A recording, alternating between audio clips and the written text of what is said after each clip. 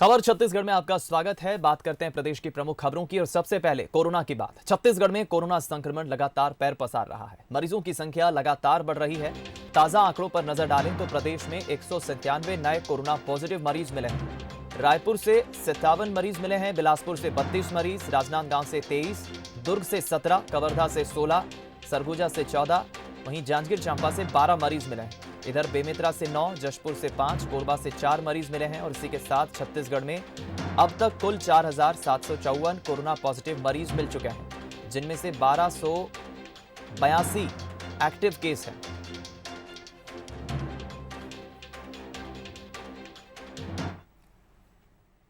हम रुक करेंगे प्रशांत गजबी, हमारे संवाददाता इस वक्त हमारे साथ लाइव जुड़ गए हैं खबर पर ज्यादा बातचीत के लिए। प्रशांत, लगातार जिस तरह से कोरोना के आंकड़े बढ़ रहे हैं, चिंताजनक तो है ही, लेकिन प्रशासन सरकार अपनी तरफ से प्रयास कर रहे हैं, लेकिन आंकड़े जब जब बढ़ते हैं कहीं ना कहीं हैरानी होती है व्यवस्थाओं को लेकर और लोगों की अवेयरनेस को लेकर।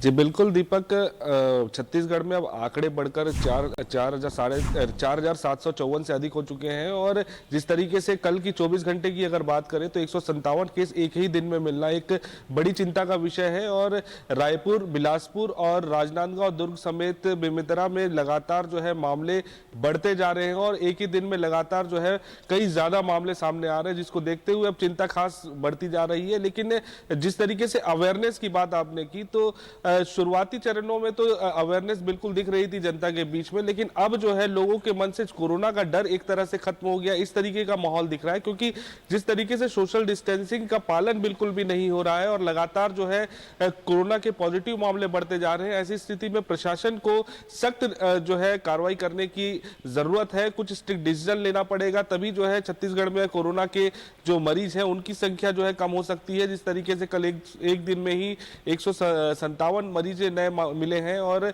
फिलहाल जो है एक्टिव मरीजों की संख्या जो है 1250 से अधिक हो चुकी है, 1282 है। और फिलहाल जो है रायपुर, राजनांदगांव, बिलासपुर, दुर्ग ऐसे जिले हैं जहां पे लगातार हर दिन मामले आ रहे हैं। और बस्तर की अगर बात करें तो पहली बार ऐसा हुआ है पिछले 10 दिनों में कि बस्तर संभाग के 7 जिलों में एक भी केस कोरोना का पॉजिटिव नहीं आया है। नहीं तो पिछले 10 दिन से लगातार जो है कोरोना के मामले सामने आ रहे थे, तो कहीं ना कहीं थोड़ा सा अंकुश जरूर लगा है बस्तर में कोरोना को लेकर, लेकिन जो आंकड़े हैं वो लगातार बढ़ रहे हैं। फिलहाल बस्तर में भी आंकड़े कोरोना पॉजिटिव मरीज के बहुत ज्यादा हैं और जिस तरीके से 1282 एक्टिव मरीजों का इलाज छत्तीसगढ़ में चल रहा है, इस आंकड़े को बढ़ने नहीं देना चाहिए। और इसको लेकर प्रशासन कवायतें जरूर कर रहा है, अवेयरनेस फैला रहा है, हर जगहों पर जो है लोगों को अवेयर करने की बात कह रहा है, लेकिन जिस तरीके से लोगों की बात है तो वो बिल्कुल भी एक्टिव नजर नहीं आ रहे हैं। उनके अंदर जो जागरूकता होनी चाहिए, जो शुरुआती चरणों में दिखी थी, वो फिलहाल दिखती नजर नहीं आ रही है। और फिलहाल जिस तरीके से मामले बढ़ते जा रहे हैं, चिंता का विषय है और इसको लेकर अगर जल्द सरकार ने कोई निर्णय नहीं लिया तो ये बिल्कुल कहा जा सकता है कि मामले और ज्यादा बढ़ेंगे और स्थिति बिगड़ती नजर आएगी। जी बिल्कुल ठीक कहा आपने प्रशांत, बहुत बहुत धन्यवाद आपका बातचीत के लिए, हमारे साथ जुड़ने के लिए। अनलॉक के बाद देश में कोरोना पॉजिटिव मरीजों की संख्या तेजी से बढ़ी और अब स्थिति यह है कि देश में कोरोना संक्रमितों की संख्या 10 लाख के पार हो गई है। हैरानी की बात तो यह है कि सिर्फ 3 दिन में 1 लाख नए संक्रमित केस मिले हैं। देश में पिछले कुछ दिनों में हर रोज 30,000 से ज्यादा केस सामने आ रहे हैं। वहीं देश में मौतों का आंकड़ा भी 25,000 पार कर गया। अब भारत दुनिया का 8वां देश है जहां 25,000 से ज्यादा लोगों ने कोरोना से जान गंवाई है। गुरुवार को रिकॉर्ड 36,000 नए कोरोना पॉजिटिव केस मिले। रिकवरी रेट पर नजर डालें तो फिलहाल देश में रिकवरी रेट 63% पर पहुंच गया है।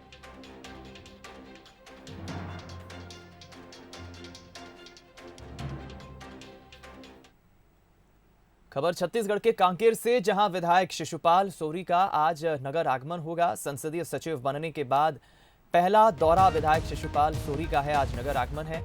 भूपेश सरकार ने वन, पर्यावरण, विधि, विधायी विभागों की उन्हें जिम्मेदारी दी है। जिला कांग्रेस सोशल डिस्टेंसिंग का पालन करते हुए विधायक का स्वागत करेगी। संसदीय सचिव बनने के बाद पहला दौरा है। प्रकाश ठाकुर का हम रुख करेंगे, हमारे संवाददाता इस वक्त फोन लाइन पर जुड़ गए। प्रकाश, विधायक शिशुपाल सोरी आज नगर पहुंच रहे हैं और उनका पहला आगमन होगा संसदीय सचिव बनने के बाद, क्या तैयारी है? जी जी बिल्कुल दीपक, जिस प्रकार से जो कांकेर विधायक शिशुपाल शौरी हैं, ये पूर्व आईएएस भी रह चुके हैं, तो उनको जो भूपेश सरकार ने उन्होंने इस बार संसदीय सचिव बनाए हैं। इनको विधि विभाग और जो वन विभाग, पर्यावरण मंत्रालय जो है, उनके साथ जोड़ा गया है इनको। तो आज जो शिशुपाल शौरी है, इनके जो नगर आगमन है आज दोपहर 2 बजे होगा। इसकी तैयारी जो कांग्रेस के जिले जो पदाधिकारी है, जो नेता है, स्थानीय नेता है, वो इनका स्वागत करेंगे। हालांकि दीपक, कोरोना काल है, तो कोरोना काल में इस बात का विशेष ध्यान दिया जा रहा है कि ज्यादा कोई लाव लश्कर नहीं होगा। कुछ गिने चुने लोग होंगे जो उनके इस स्वागत समारोह में शामिल होंगे और जो शिशुपाल शौरी उनका आज नगर आगमन होगा। इसको लेकर के कांग्रेस पार्टी ने पूरी तैयारी कर ली है। अब देखने वाली बात यह होगी कि जो शिशुपाल शौरी है वो कितना समय कांकेर पहुंचते हैं और किस प्रकार से जो कांग्रेसी नेता है और जो कांग्रेसी है वो उनका स्वागत करते हैं। दीपक, चलिए, धन्यवाद बातचीत के लिए प्रकाश, बहुत बहुत। तो फिलहाल जिला कांग्रेस सोशल डिस्टेंसिंग का पालन करते हुए शिशुपाल शौरी का स्वागत करेगी। जाहिर है कि संसदीय सचिव बनने के बाद उनका पहला दौरा है और उनके कार्यकर्ता समर्थक भी काफी खुश हैं। मध्य प्रदेश, राजस्थान और छत्तीसगढ़ में कांग्रेस सरकारों ने एक साथ वापसी की, लेकिन मध्य प्रदेश और राजस्थान जैसे प्रदेश अंतरकलह में कांग्रेस अंतरकलह में फंस गई और इसी से सबक लेते हुए छत्तीसगढ़ कांग्रेस कोई गलती नहीं करना चाहती। इसलिए पार्टी ज्यादा से ज्यादा विधायकों को संतुष्ट करने की रणनीति पर काम कर रही है। इसीलिए अब तक छत्तीसगढ़ में जीते हुए 69 विधायक में से 49 को सत्ता में भागीदारी मिल चुकी है। छत्तीसगढ़ में संसदीय सचिव और निगम मंडलों में नियुक्तियां चर्चा में हैं। अब तक 69 विधायकों में 49 को सत्ता में भागीदारी मिल चुकी है। देखा जाए तो 13 विधायक मुख्यमंत्री और मंत्री पद पर हैं। संसदीय सचिव के रूप में 15 विधायकों को एडजस्ट किया गया है। निगम मंडल में भी 4 को जगह दी गई है। वहीं विधानसभा अध्यक्ष पद पर भी एक विधायक आसीन है। एक विधायक कांग्रेस के प्रदेश अध्यक्ष पद पर है। वहीं विधानसभा उपाध्यक्ष विकास प्राधिकरण में 15 को जगह दी गई है। यानी इस तरह 49 विधायक की सत्ता में सीधी भागीदारी है। अगर गौर करें तो 15 संसदीय सचिव में शक्ति संतुलन और वित्तीय संतुलन साधने की भी कोशिश की गई है। बनाए गए 15 संसदीय सचिवों में मुख्यमंत्री के साथ टीएस सिंहदेव के 3, चरणदास महंत के 2, ताम्रध्वज साहू के 1 और पीएल पुनिया के 2 हैं। वैसे तो कुल छत्तीसगढ़ में 75 से अधिक निगम मंडलों में पद हैं। अभी 32 पदों में नियुक्तियां की गई हैं। उम्मीद की जा रही है कि जल्द ही समन्वय के साथ बाकी सूची भी जारी की जाएगी। पहले लिस्ट में जो 15 साल पार्टी के लिए संघर्ष किए, जो पार्टी के बड़े चेहरे थे, उन चेहरों को हम पहले लिस्ट में प्राथमिकता देंगे। हम शुरू से कह रहे थे और जो नाम आए हैं लगभग वही चेहरे हैं जो 15 साल विषम परिस्थितियों में भी पार्टी के लिए खड़े रहे और 15 साल बाद सरकार में उन सब के सहयोग से हमको सरकार में आने का मौका मिला। वैसे चेहरों को हम लोगों ने मौका दिया है। दूसरे लिस्ट में क्षेत्रीय संतुलन, जातिगत संतुलन को भी हम लोग साधते हुए हम दूसरे लिस्ट में मौका देंगे और इस लिस्ट से कहीं ना कहीं ये संदेश कार्यकर्ताओं में गया है जो पार्टी के लिए संघर्ष करता है उनको जरूर उसका लाभ, उसका प्रतिफल मिलता है। इस वजह से हमें ऐसा लगता है। छत्तीसगढ़ में लगभग 75 से 80 निगम आयोग मंडल प्राधिकरणों में नियुक्ति लगातार होनी है। अभी पहली सूची जो जारी हुई है, माननीय मुख्यमंत्री जी ने स्पष्ट रूप से कहा और लगभग कांग्रेस कमेटी के बैठक में तय किया गया कि जो लगातार 15 सालों तक संघर्ष किए थे, राजीव भवन में बैठ करके जिन्होंने आंदोलनों की रूपरेखा बनाई और कांग्रेस की हुकूमत छत्तीसगढ़ में वापस लाने के लिए जिनकी मेहनत से प्रथम सूची में उनको स्थान मिला है। अब आने वाले समय में हमारे और बहुत सारे जो साथी हैं जिन्होंने मेहनत किया है, जिसकी उपयोगिता है, आने वाले समय में जिसकी आवश्यकता है, अब समग्र रूप से बैठ करके निर्णय लिया जाएगा हाईकमांड के द्वारा और माननीय मुख्यमंत्री जी के द्वारा। लगातार नियुक्तियों में एक बात तो साफ है कि कांग्रेस अपने विधायकों को नाराज नहीं करना चाहती, इसलिए विधायकों को ज्यादा तवज्जो दी जा रही है। नियुक्तियों में विधायकों को शामिल कर पार्टी ने साफ संकेत दिए हैं कि पार्टी विधायकों को लेकर कोई रिस्क नहीं लेना चाहती। मोहन तिवारी, बंसल न्यूज, रायपुर। रायपुर में बीजेपी प्रवक्ता सच्चिदानंद उपासने ने प्रदेश सरकार के निगम आयोग की घोषित सूची पर निशाना साधा है। सच्चिदानंद उपासने ने सूची जारी होने पर कहा है कि उन्होंने सूची जारी होने से पहले जो आरोप लगाए थे वो सही साबित हुए। आखिरकार जिन नामों को उन्होंने पेमेंट कोटे का होना घोषित कर दावे से कहा था कि ये नाम जारी होने वाली पहली सूची में जरूर होंगे।